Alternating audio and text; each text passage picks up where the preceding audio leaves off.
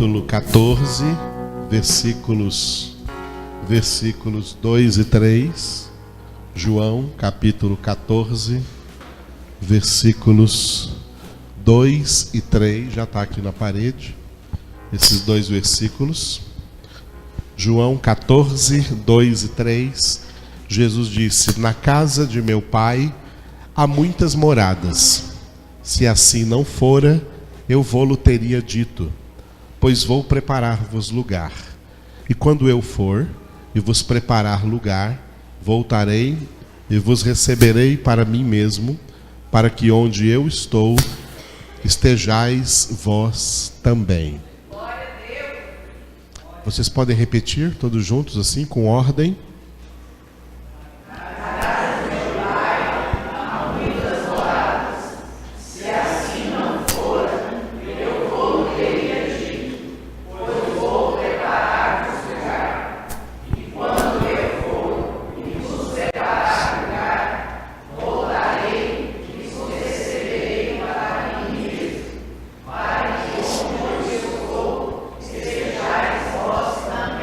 Aleluia.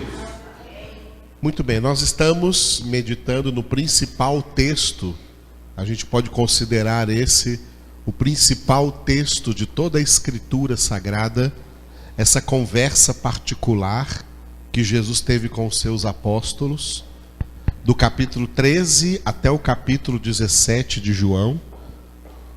Um desses apóstolos saiu no capítulo 13, que foi Judas Iscariotes, o traidor, e Jesus ficou apenas na companhia de 11 dos seus apóstolos, trazendo doutrinas aí muito profundas, muito relevantes, muito importantes, que às vezes nem se encontram em outros lugares na Escritura. Então, palavras que Jesus falou. Por isso, dos 4 evangelhos, Mateus, Marcos, Lucas e João, esse trecho aqui do evangelho, segundo João, o apóstolo João escreveu, é um texto de grande relevância, de grande importância. Então nós temos que entender bem claramente os pontos chaves que o Senhor Jesus quis compartilhar aí com esses 11 apóstolos. Ok? Um desses pontos agora, né, do qual nós vamos falar nesse momento, são pontos que fazem parte do que nós conhecemos como a escatologia. O que é escatologia? É a doutrina bíblica das últimas coisas. A palavra escatom significa as últimas coisas. Ou seja, a Bíblia nos ensina como todas as coisas vão terminar nessa terra, que fim vai levar toda a humanidade. A humanidade, claro, dividida em 2 grupos: os condenados para o estado de eterna condenação, os salvos para o estado de eterna salvação. É acerca dos salvos que Jesus vai falar aqui. Aqui nesse texto ele não fala acerca dos condenados. Não toca nesse ponto. Nesse ponto aqui, Jesus está dizendo o que vai acontecer com os salvos. Ele diz, começa dizendo então, eu coloquei com letras pretas ali, o início: na casa do meu pai há muitas moradas, ok? A casa do pai há muitas moradas. A casa do pai a qual Jesus se refere, primeira setinha aqui, primeira frase: a casa do pai é a Nova Jerusalém, que nós também podemos chamar de acordo com a Bíblia, diga, terceiro céu. A casa do pai, a Nova Jerusalém, o terceiro céu. O que é isso, pastor? Terceiro céu. Nós temos 3 céus. O primeiro céu é o céu cosmológico. É o firmamento. É quando você olha para cima, vê tudo azul. Esse céu físico, esse céu material, tá? Esse céu aí do universo inteiro, que a gente olha para cima, vê esse azul infinito, à noite vê tudo escuro e brilhando de azul as estrelas, o brilho da lua, esse céu onde a gente vê o sol, a lua, as estrelas, a gente contempla uma parte do universo. Esse céu é o céu material, que a gente chama de céu cosmológico, é o primeiro céu. O segundo céu, eu coloquei aqui na segunda setinha, o segundo céu é o paraíso. A casa do Pai não é o paraíso, a casa do Pai é a Nova Jerusalém. O paraíso é o segundo céu. Esse paraíso aí não é o paraíso terrestre. O paraíso terrestre foi um jardim que Deus montou na terra e ele colocou ali Adão e Eva. Adão e Eva estiveram no paraíso terrestre, ou paraíso terreno, que ficava na Babilônia, onde hoje ali é o Iraque, ficava na Mesopotâmia, chamada terra no meio dos rios, tá? Terra no meio dos rios, Meso é meio, Potâmia é rios, uma terra no meio dos rios, e os principais rios que faziam parte daquela terra é o rio Tigre e o rio Eufrates. Ali entre os rios Tigre e Eufrates, Deus, no início da criação, plantou, pela própria mão de Deus, Deus plantou um jardim e chamou esse jardim Éden, o jardim do Éden. O jardim do Éden era o paraíso terrestre.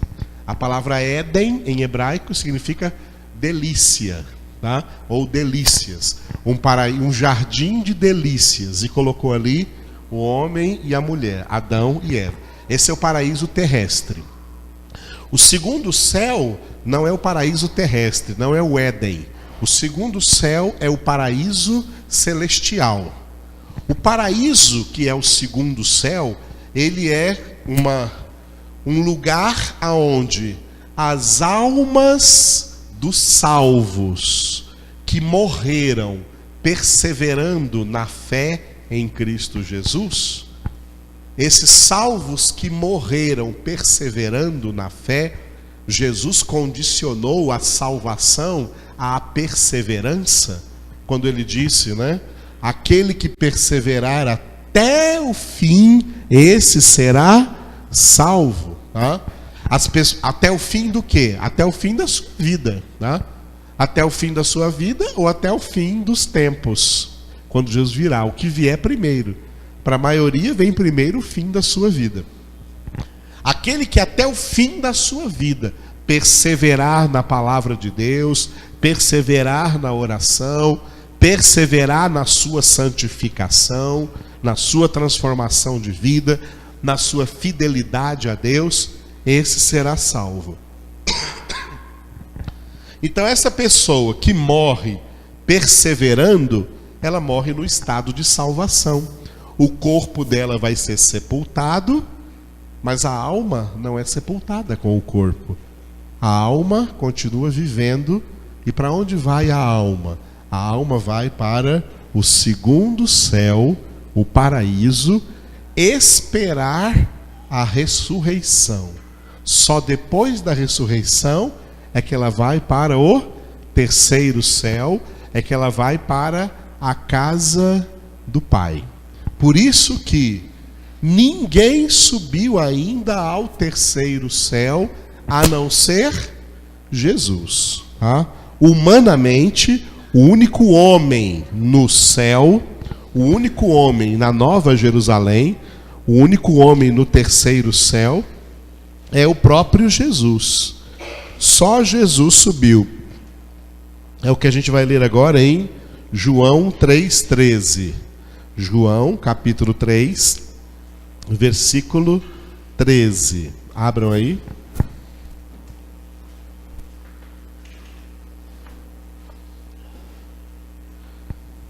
Ora, ninguém subiu ao céu, senão aquele que de lá desceu, a saber, o Filho do Homem que está no céu. Leiam.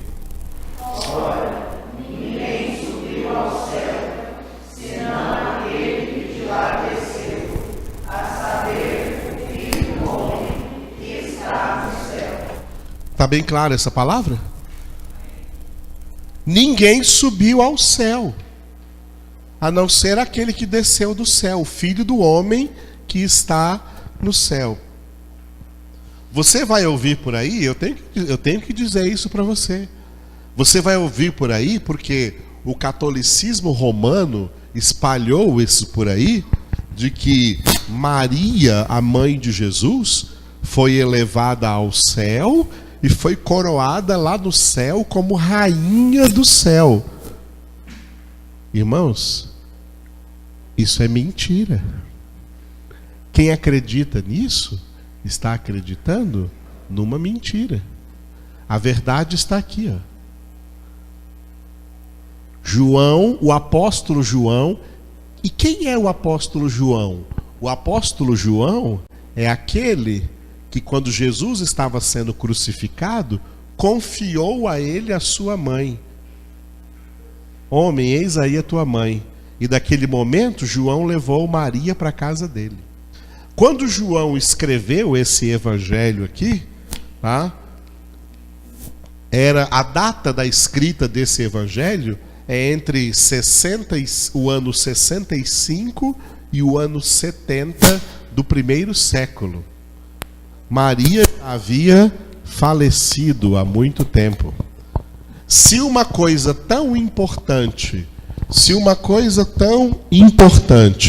quanto uma mulher como Maria fosse elevada aos céus, vocês não acham que João escreveria isso aqui no Evangelho? Mas ao invés disso, o que João está escrevendo? Ele está escrevendo que ninguém subiu ao céu, senão aquele que de lá desceu, o Filho do homem que está no céu. A doutrina bíblica garante que na Nova Jerusalém, na casa do Pai, no terceiro céu, somente Jesus subiu. Mais ninguém.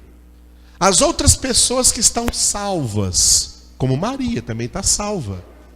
Tá? As outras pessoas salvas, aonde elas estão?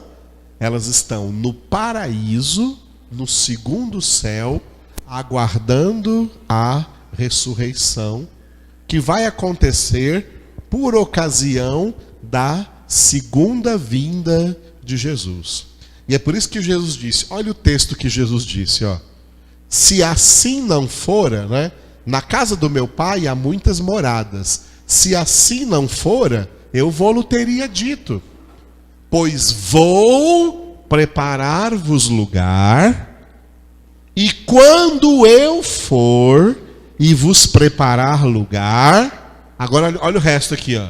Voltarei e vos receberei. Ele já voltou? Então só depois que ele voltar, que os salvos vão para o terceiro céu. Antes disso, não.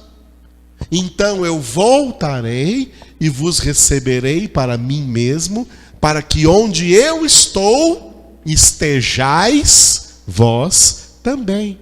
Antes de Jesus voltar, está valendo João 3,13. Ninguém subiu ao céu, a não ser aquele que de lá desceu, o Filho do homem que está no céu. Maria, mãe de Jesus, não subiu ao céu. Santos, que a Igreja Católica chama de santos, porque diz que estão nos céus, não estão no céu. Todas as pessoas salvas estão no segundo céu, no paraíso. E no paraíso elas não intercedem por ninguém e não escutam orações. Quem escuta a oração é Deus, porque Deus é onipresente, ninguém mais é onipresente. Quem escuta orações é Deus. Quem atende orações é Deus. Não é santo fulano de tal, não é Virgem Maria, Nossa Senhora. Nada disso escuta orações. São pessoas que morreram, e a Bíblia diz para não orar, não invocar pessoas que morreram. Porque invocar pessoas que morreram é invocar mortos. A Bíblia diz que aquele que invocar o nome do Senhor será salvo. É o nome do Senhor. Nós não invocamos nome de pessoas que morreram e não invocamos nem sequer anjos. Nós invocamos o nome de Deus. Invocamos, oramos. Você percebeu a gente orando aqui?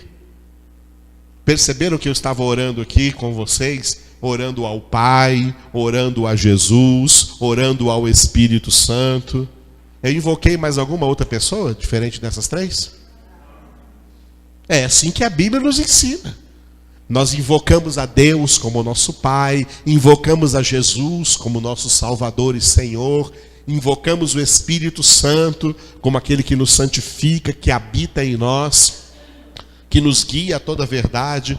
Invocamos o nome de Deus, que é Pai, Filho e Espírito Santo. Não invocamos santos, não invocamos Maria, não invocamos Antônio, Francisco, sei lá quem mais. São pessoas que morreram, e invocar essas pessoas é invocar mortos. A Bíblia proíbe invocação de mortos. Porque quando você invoca, ou você não, desculpa, quando alguém invoca mortos, sabe quem atende essas orações? Os demônios. Satanás atende essas orações. Essas orações são atendidas, mas pelo diabo. E as pessoas, por causa que foram atendidas, ficam escravas do diabo, pensando que foi que esses santos intercederam a Deus. Não, Senhor. O único intercessor diante de Deus é Jesus. 1 Timóteo 2,5. Jesus Cristo é o único mediador, único intercessor entre Deus e os homens. Glória a Deus. Portanto, a doutrina de que Maria é intercessora, santos são intercessores, essa doutrina não é bíblica. A Bíblia não ensina isso. A Bíblia ensina que o único intercessor à direita do Pai, único mediador que intercede por nós é Jesus. E nós invocamos o nome de Jesus. Quem invocar o nome do Senhor é que será salvo. Por quê? Porque só Ele subiu ao céu. Só Ele está à direita do Pai. Só Ele ouve orações. Só Ele atende orações. Quando Jesus voltar, a segunda vinda de Jesus, ela terá duas etapas. A primeira etapa antes da grande tribulação e a segunda etapa no final da grande tribulação, como a gente explica aqui na igreja todos janeiro e fevereiro, quando a gente prega o Apocalipse. Na primeira etapa da segunda vinda de Jesus, vai acontecer aquilo que Paulo escreveu em 1 Tessalonicenses, capítulo 4, versículos de 13 a 18. Vamos abrir para nós lermos juntos. Primeira carta de Paulo aos Tessalonicenses, capítulo 4, do versículo 13 ao 18. Todos encontraram?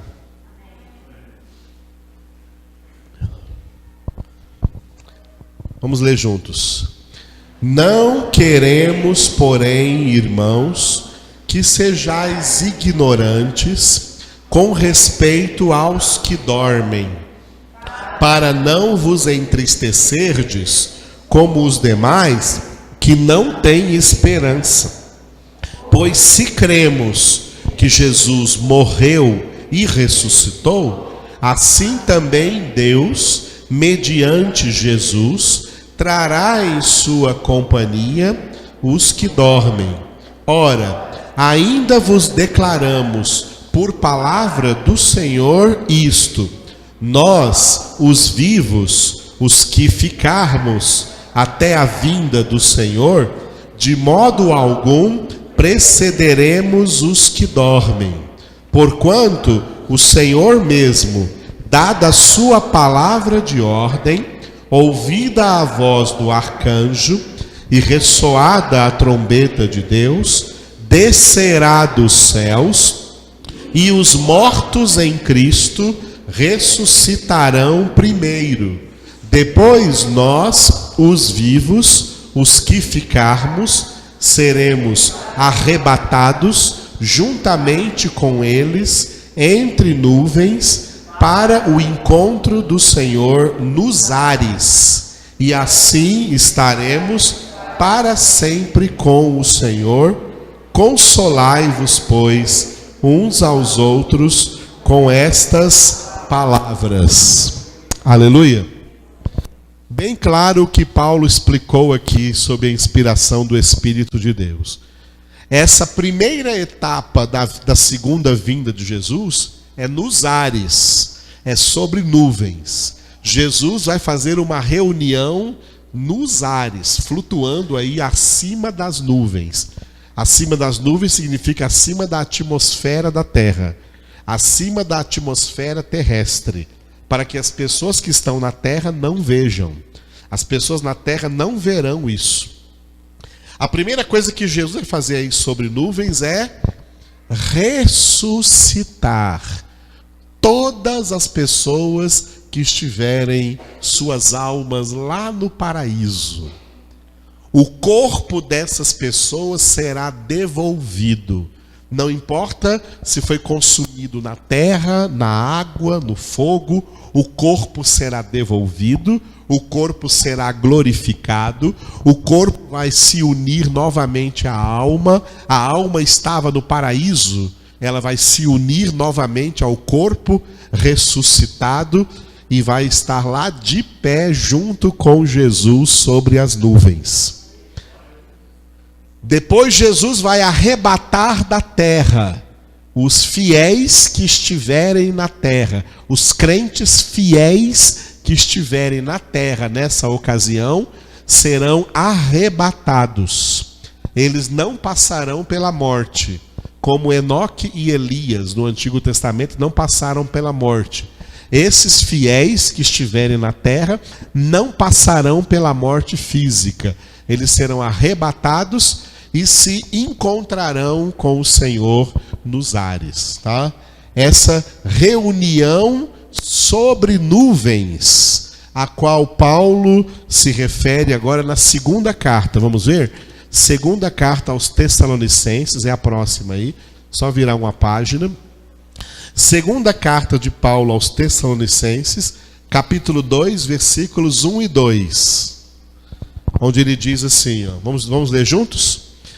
Irmãos, no que diz respeito à vinda de nosso Senhor Jesus Cristo e à nossa reunião com Ele, nós vos exortamos a que não vos demovais da vossa mente com facilidade, nem vos perturbeis, quer por espírito, quer por palavra, quer por epístola, como se procedesse de nós, supondo tenha chegado o dia do Senhor. A nossa reunião com Jesus sobre as nuvens vai acontecer assim como nós lemos lá na 1 Tessalonicenses. Ainda não aconteceu. Aleluia. Ainda não aconteceu. Até lá, os verdadeiros cristãos que vão morrendo, suas almas vão aguardar no paraíso, onde já estão aguardando as almas de todos os salvos, desde a antiga aliança para cá. Desde a antiga aliança para cá, todos os salvos que estão no paraíso.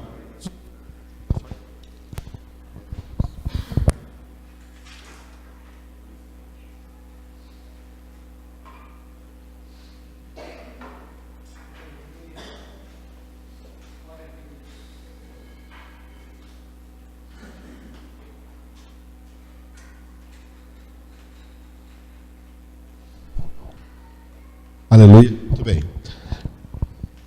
Os salvos que estão no paraíso serão ressuscitados, e os fiéis que estiverem na terra vão ser arrebatados, e estarão então todos nessa reunião com Jesus sobre nuvens.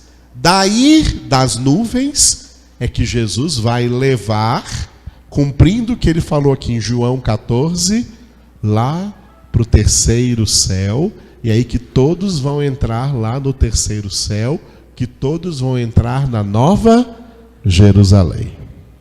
Aleluia? Bem clara essa parte? Agora, vamos ver o significado do que Jesus disse. Pode mudar aqui. O significado do que Jesus disse ali. Eu resumi o texto que nós lemos, João 14, 2 a 3. Jesus disse: vou preparar-vos lugar, e quando eu for e vos preparar lugar, voltarei. Repitam só essa parte. Vou preparar-vos lugar, e quando eu for e vos preparar lugar, voltarei. O que significa preparar lugar? Preparar lugar é um modo de Jesus dizer as coisas, porque o lugar em si já está preparado. O céu já está preparado. A nova Jerusalém já está preparada. A casa do Pai já está preparada para receber os seus verdadeiros filhos, que vão chegar lá na hora certa, todos juntos. Ninguém vai antes. O único que foi antes foi Jesus. Portanto, a expressão de Jesus aqui, preparar lugar, ela é para nós entendermos que existe um tempo necessário a ser cumprido antes que Jesus venha buscar os filhos de Deus. É necessário que as coisas que Deus estabeleceu, determinou para serem cumpridas dentro de um período de tempo que o próprio Deus já estabeleceu, é necessário que esse tempo se cumpra. Esse tempo foi profetizado, Foi profetizado no Salmo 110, versículo 1. Vamos ver? Abra na sua Bíblia aí. Salmo 110. Salmo de Davi, Versículo 1, onde está escrito: disse o Senhor ao meu Senhor: assenta-te à minha direita, até que eu ponha os teus inimigos debaixo dos teus pés. Repitam.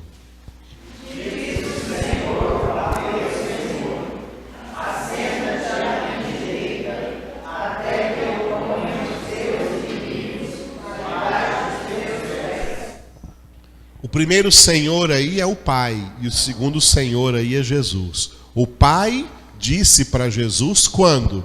Quando Jesus foi glorificado, quando Jesus voltou ao céu, quando Jesus subiu ao céu e foi recebido na casa do Pai, na Nova Jerusalém, depois do seu sacrifício, depois da sua morte, depois da sua ressurreição. Jesus chegou no céu e o Pai disse para ele: assenta à minha direita. O que significa? Você vai reinar comigo. Assenta à minha direita, você vai reinar comigo. Aí, uma expressão temporal. Até que sugere um tempo necessário. Até que o Pai faça o quê? O que o Pai está fazendo agora? Até que eu ponha os teus inimigos debaixo dos teus pés. Nós estamos nesse tempo em que o Pai está colocando todos os inimigos de Jesus debaixo dos seus pés. O apóstolo Paulo expressou essa obra de Deus de uma outra maneira, aí em Efésios, capítulo 1, versículo 10. Efésios, vamos ver lá agora, no Novo Testamento, Efésios, capítulo 1, versículo 10. O propósito de Deus de fazer convergir nele, em Cristo, na dispensação é administração da plenitude dos tempos, todas as coisas, tanto as do céu como as da terra. Repita o versículo 10.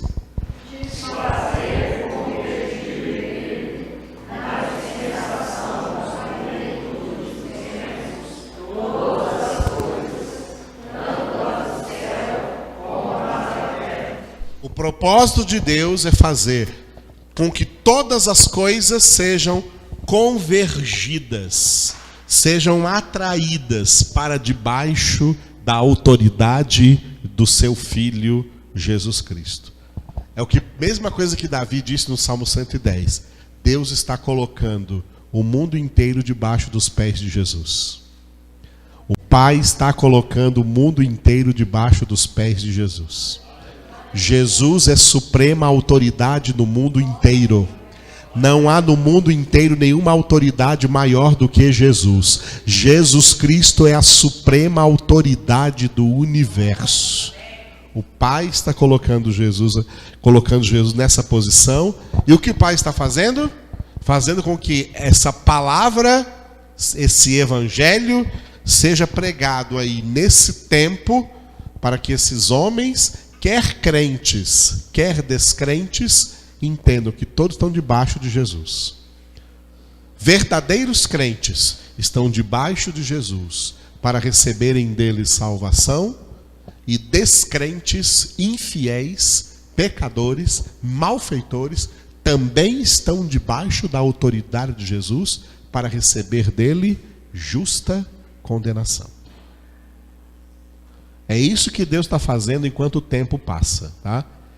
Deus está tomando esse tempo necessário. Quando chegar o final de todas as coisas, Pedro usou uma palavra em Atos 3, pode abrir aí, Atos 3, 19 a 21, que ele chamou de tempos da restauração. Tempos da restauração. Atos capítulo 3, versículos 19, 20 e 21. Amém? Vamos ler juntos? Atos 3, 19 a 21, espero todos vocês encontrarem. Atos dos Apóstolos, capítulo 3, versículos 19, 20 e 21. Vamos ler juntos. Arrependei-vos, pois, e convertei-vos, para serem cancelados os vossos pecados, a fim de que, da presença do Senhor, venham tempos de refrigério, e que envie Ele, o Cristo, que já vos foi designado, Jesus, ao qual é necessário que o céu receba até aos tempos da restauração de todas as coisas, de que Deus falou por boca dos seus santos profetas desde a antiguidade. Aleluia. Então Jesus foi recebido de volta ao céu até os tempos da restauração de todas as coisas. O tempo da restauração de todas as coisas é o final, o cumprimento de todo o plano de Deus com a humanidade. E é esse tempo que Deus está agora administrando, tá? Deus está administrando esse tempo. Durante esse tempo, o que está acontecendo? O nome de Deus, o nome de Cristo Jesus, o seu Filho, o seu Evangelho, a sua palavra está sendo pregada, e o testemunho, isso é chamado então de tempo do testemunho. Enquanto Jesus não volta Qual é a tarefa dos filhos de Deus na terra? Ser testemunhas de Jesus. Atos 1:8. Abriram aí? Atos, você já estava em Atos 2, né? Facinho, voltando uma página aí. Atos 1, versículo 8. Mas recebereis poder ao descer sobre vós o Espírito Santo, e sereis minhas testemunhas, tanto em Jerusalém, como em toda a Judeia e Samaria, e até aos confins da terra. Repitam.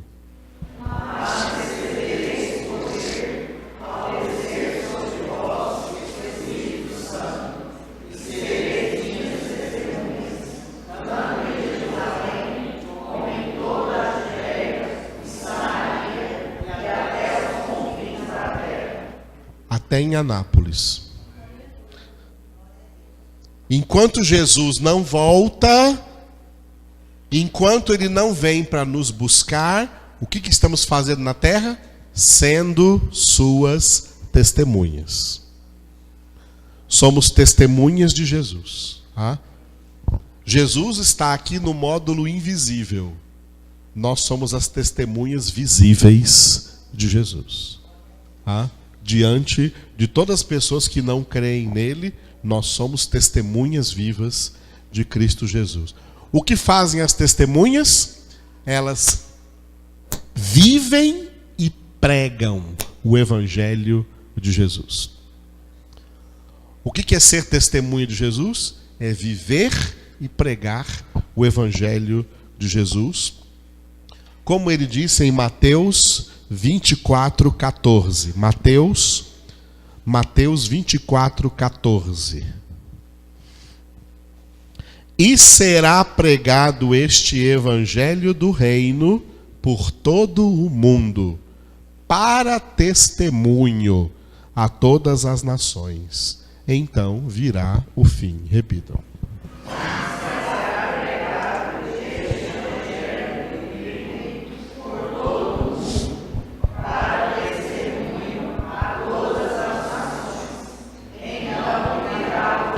Aleluia.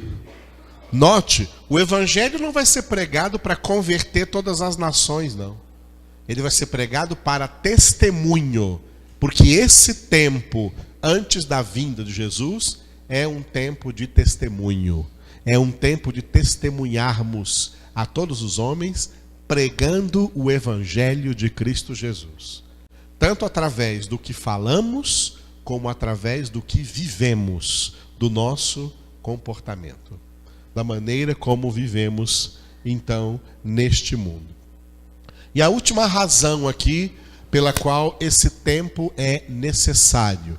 Esse tempo é necessário para que se cumpra o número dos eleitos de Deus, tá? Se cumpra o número dos eleitos de Deus chamados à salvação, escolhidos por Deus para a salvação. Nós já entendemos na Bíblia que os salvos são salvos pela escolha de Deus, né? Eleitos pela presciência de Deus Pai, em santificação do Espírito, para a obediência e a aspersão do sangue de Cristo Jesus. Romanos 1:6, carta de Paulo aos Romanos 1:6, diz assim: de cujo número sois também vós chamados para serdes de Jesus Cristo. Leiam. De cujo número sois também vós chamados para serdes de Jesus Cristo. Que número é esse? O número dos eleitos de Deus. Você pertence a esse número? Então você é chamado para ser de quem? Ser de quem? Ser propriedade exclusiva de Jesus Cristo. E aonde quer que você esteja, você tem que dizer para as pessoas ali, para que elas saibam, olha, eu sou uma propriedade exclusiva de Jesus. As pessoas no mundo vão dizer assim: eu não sou de ninguém, não, eu sou de mim mesmo. A minha vida é minha, eu faço da minha vida o que eu quiser. As pessoas que dizem isso são filhas do diabo. elas estão enganadas por ele, estão sendo levadas por ele para o inferno, para a condenação.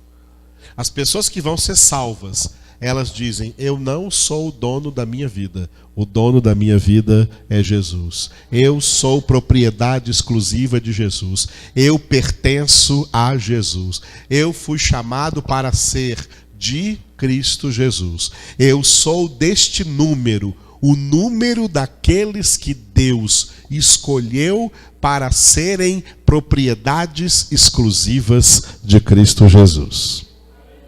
Aleluia. Esse número precisa se completar, tá? Vamos ler agora Apocalipse capítulo 6. Apocalipse, último livro da Bíblia, né? E também o nosso último texto de hoje. Apocalipse capítulo 6, versículo 11.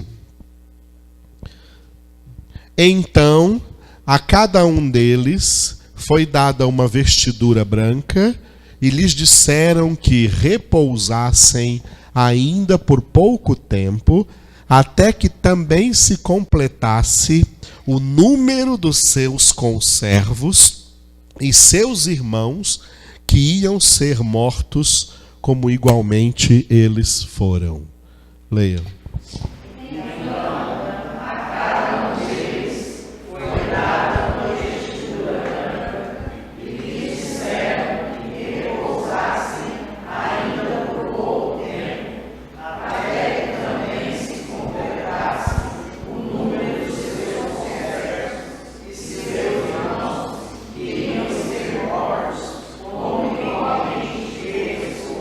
Aleluia.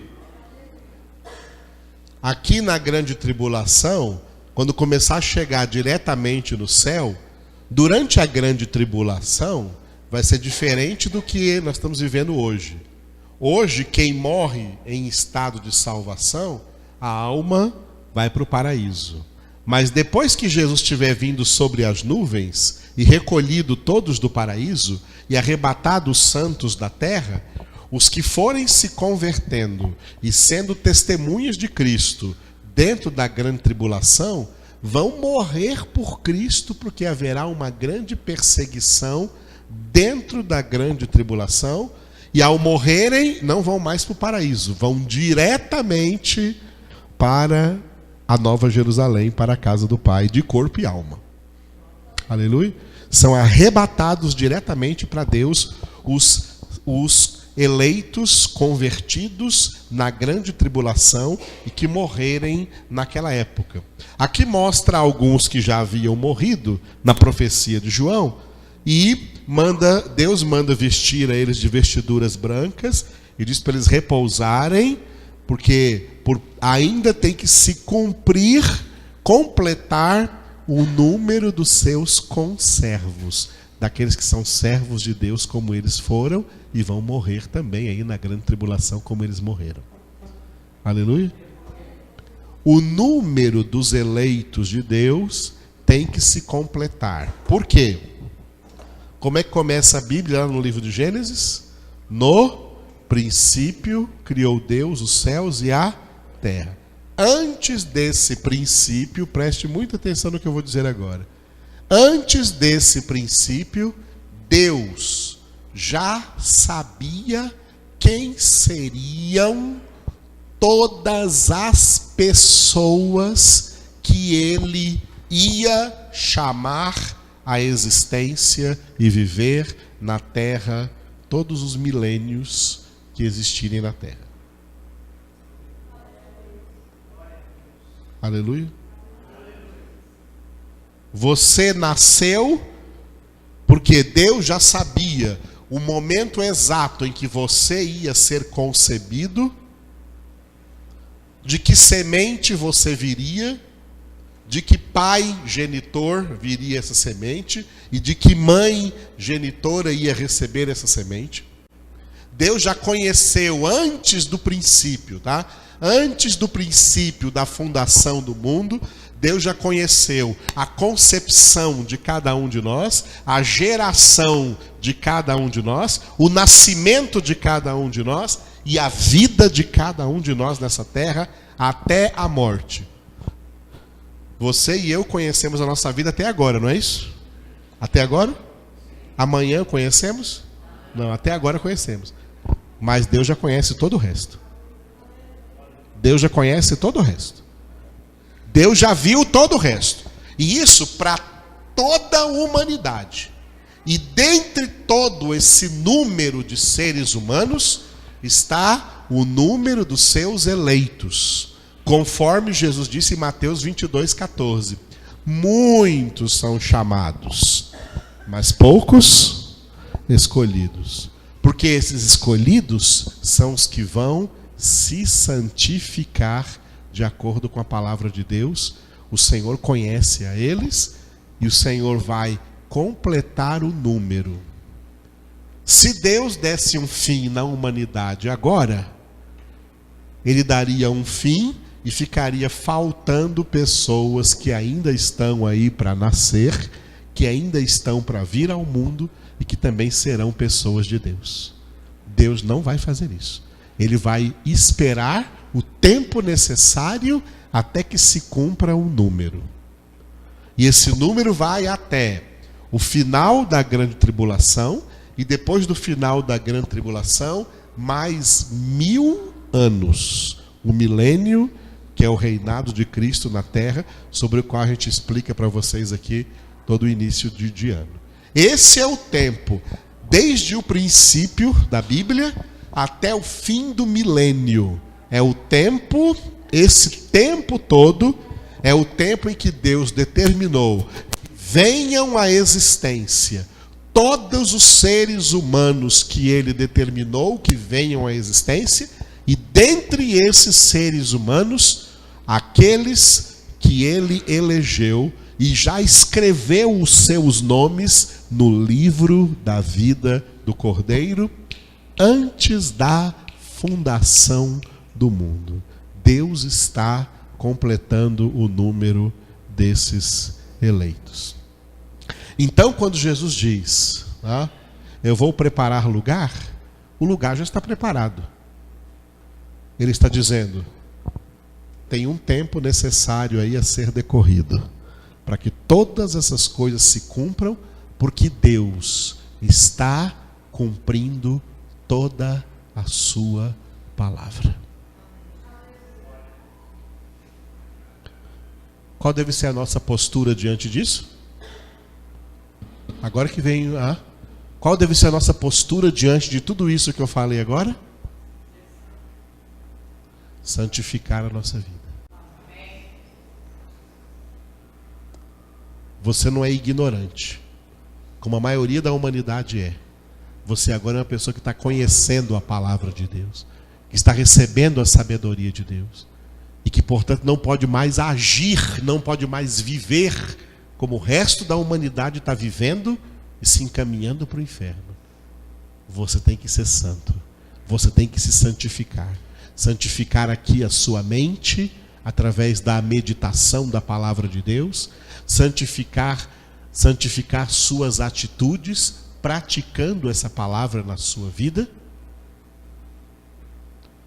procurando como ser humano, como nós lemos hoje no Salmo 128, formar uma família santa, uma casa cujo Deus é o Senhor, uma casa que você diga como Josué disse, olha, vocês aqui escolham quem que vocês querem servir, eu e minha casa serviremos o Senhor. É muito sério, irmãos. O que nós estamos vivendo é muito sério. O diabo está dominando a humanidade na terra no pecado, escravizando esse povo no pecado. E a maior ilusão que as pessoas no pecado vivem é a ilusão de que são livres. Ninguém é livre. E a única maneira de ser verdadeiramente livre é conhecendo Jesus, conhecendo a verdade, e conhecereis a verdade, e a verdade vos libertará. E essa verdadeira liberdade significa ser servos de Cristo, ser escravos de Cristo, ser propriedade de Cristo, obedecer a Jesus Cristo, porque Jesus Cristo, o Filho do Deus vivo, é o único Salvador. Amém, queridos? Vamos invocar o nome dele agora? Fique de pé comigo agora e invoque o nome do Senhor. Obrigado, Jesus, por essa noite na qual o Senhor nos trouxe para orarmos, para meditarmos, para contemplarmos a Tua face, Senhor, através da Tua palavra tão poderosa, Senhor, Tua palavra tão preciosa, a Tua palavra que é santa, ó Senhor. Oh, aleluia, Jesus, Tu és digno. Nós agora, depois que ouvimos essa palavra, nós invocamos, Senhor, o Teu nome. Invocamos o Teu nome, clamamos, Senhor, pela Tua presença. Clamamos a Ti porque nós precisamos de Ti. Sem Ti nada somos, nada podemos fazer. Toca nossos corações, ó Deus, toca nossas vidas.